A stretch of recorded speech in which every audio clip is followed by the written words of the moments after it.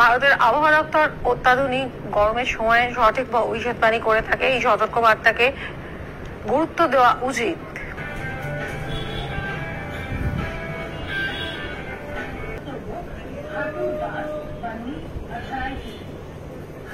আজকে এই অনুষ্ঠানটির পুনঃপ্রচার হবে আজ রাত 12টায় ও কাল সকাল 9টায়। তো প্রথমেই আপনার থেকে জানতে চাইবো এই হাঁটুর বাত বলতে আমরা কি বুঝি এবং কত রকমের এই হাঁটুর বাত হয়।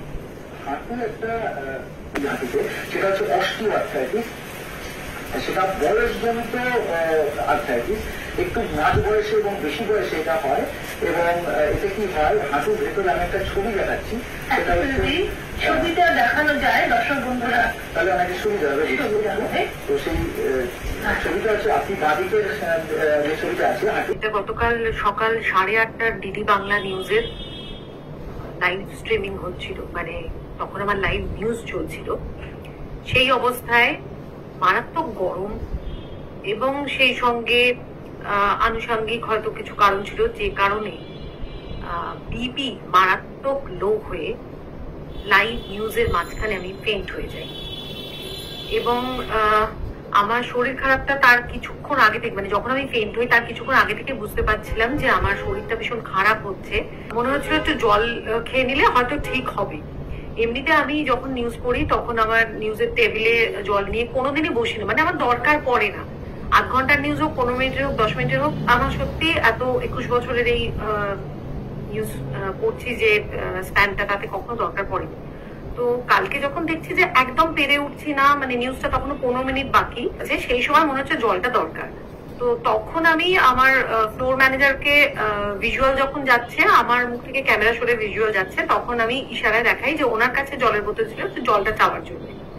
কিন্তু কালকে সবকটাই সেই সময় জেনারেল স্টোরি ছিল। তার আগের দিন রামনবমী ছিল, সেই রামনবমীর সমস্ত জেনারেল স্টোরি ছিল, যার সঙ্গে কোনো বাইট ছিল না, যেখানে বাইট গুলো চলাকালীন আমি আর কি একটু জলটা নিয়ে খেতে পারি। ইন দ্য মিন টাইম একটা স্টোরি আসে শেষের দিকে, যেখানে কোন রাজনৈতিক দলের কোনো স্পোক্স পার্সন, তার বাইট ছিল। সেই সুযোগটাকে আমি কাজে লাগিয়ে আমার ফ্লোর ম্যানেজারের থেকে নিয়ে একটু জল খেয়েছিলাম।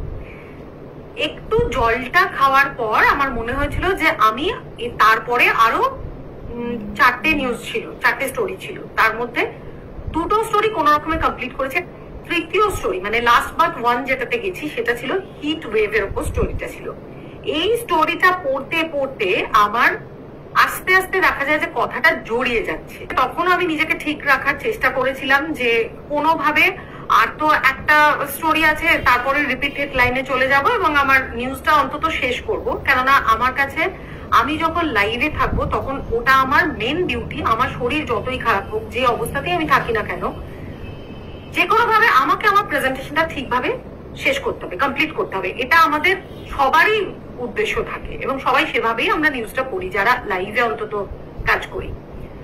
তো সেইভাবেই চেষ্টা করেছি, কিন্তু আমার মানে অসুস্থতা তো বলে করে আসে না, তো আমার জিভটা জড়িয়ে যাচ্ছিল, আস্তে আস্তে বুঝছিলাম।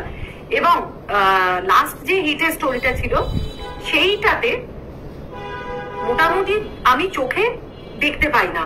তখন মানে তোমরা ভিজুয়াল যারা দেখলে এই মাত্র, তারা বুঝতে পারবে যে আমি মানে টেলিপ্রম্পটারটার কাছে, মানে আমার ক্যামেরাটার এই দিকটা তো আমার টেলিপ্রম্পটার, আমি চোখ এরকম করে দেখার চেষ্টা করেছিলাম, কিন্তু কোনোভাবে আবঝাবঝা হতে হতে একটা টাইমে টোটাল ব্ল্যাক হয়ে যায়। এবং মানে ভগবানের অসীম করুণা যে ওই সময় একটা অ্যানিমেশনের ভিজুয়াল চলছিল। তোমরা ইউটিউবে কালকে সকাল 8:30টার বাংলা খবরটা দেখতেই পারো। সেই যে ভিজুয়ালটা চলছিল, সেটা কিন্তু ভগবানের অসীম করুণা, যে ওটা প্রায় 30-40 সেকেন্ডের ভিজুয়াল ছিল। ওই সময় কিন্তু আমি আমার ওই যে চেয়ারে বসেছিলাম, সেই চেয়ারে কিন্তু উল্টে পড়ে গিয়েছিলাম, মানে মাথা হেলে গিয়ে আমি পড়ে গিয়েছিলাম। এবং আমার যিনি প্রডিউসার ছিলেন নিউজের প্যানেল থেকে, তারা তৎক্ষণাৎ ওই সময়টুকুর মধ্যে তারা ডিসিশন নিয়েছেন যে কোনোভাবে ওই ভিজুয়ালটার মধ্যেই নিউজটাকে কমপ্লিট করে রিপিট হেডলাইন না করে নিউজটা শেষ করে দিয়েছেন, এন্ড মন্টাজে চলে আসা হয়েছে। এটা কিন্তু আমার 21 বছরের কর্মজীবনে আমি সত্যি কখনো দেখিনি যে নিউজ এভাবে, হ্যাঁ মানে রিপিট হেডলাইন যায়নি, এরকম বেশ কয়েকবার হয়েছে, কিন্তু সেটা ভাইটাল কোনো কারণে, মানে কোনো লাইভে হয়তো বাইরে কোনো মিনিস্টারের কোনো এমার্জেন্সি কিছু হয়েছে, সেই সব ক্ষেত্রে হয়েছে, কিন্তু এইভাবে কোনো নিউজকাস্টার লাইভ চলাকালীন এরকম হয়েছে আমার জানা নেই। তো